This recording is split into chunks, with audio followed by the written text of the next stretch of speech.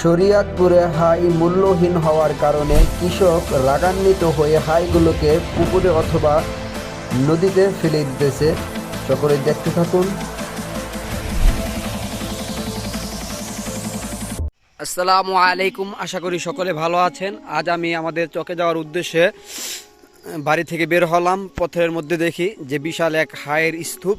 পরে আমাদের বাপ চাচাদের জিজ্ঞাসা করলাম যে হাই কী জন্য এভাবে পুকুরের মধ্যে ফেলে রাখছেন।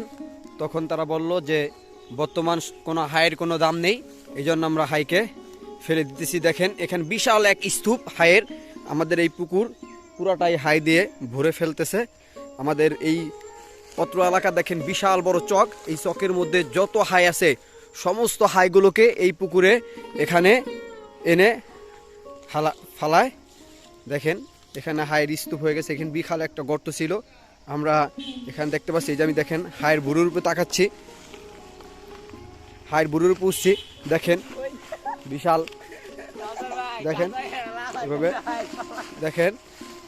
এভাবে আমরাও আজকে কৃষক তার ন্যায্য অধিকার না পাওয়ার কারণে আজকে কৃষক দেখেন হাইগুলো ফেলে দিতেছে।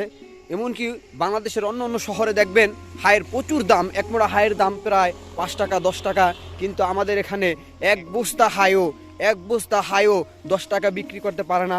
এই জন্য দেখেন হাই এভাবেই ফালাই দিতেছে।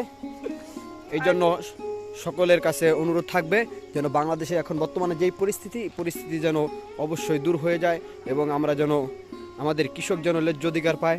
এখন দেখেন পেঁয়াজ প্রায় এসে পড়ছে, কিন্তু পেঁয়াজ দাম না পাওয়ার কারণে দেখেন এভাবেই ক্ষেতের মধ্যে দেখেন পেঁয়াজগুলো মরে যাইতেছে। দেখেন এটা আমাদের আজকে ধরতে গেলে একটা ব্যর্থতা। আমরা এখন ভারত থেকে পেঁয়াজ যদি না আনতে পারি তাহলেই আমাদের কৃষক অনেক লাভবান হবে এবং পেঁয়াজ অনেক মূল্য লাভ করতে পারবে। তাহলে কৃষক আগামীতে আরও সামনে অনেক সুন্দর সুন্দর পেঁয়াজ লাগাইতে পারবে এবং প্রত্যেকটা জিনিসের যদি দাম হয় তাহলে কৃষক সফলতা অর্জন করতে পারবে।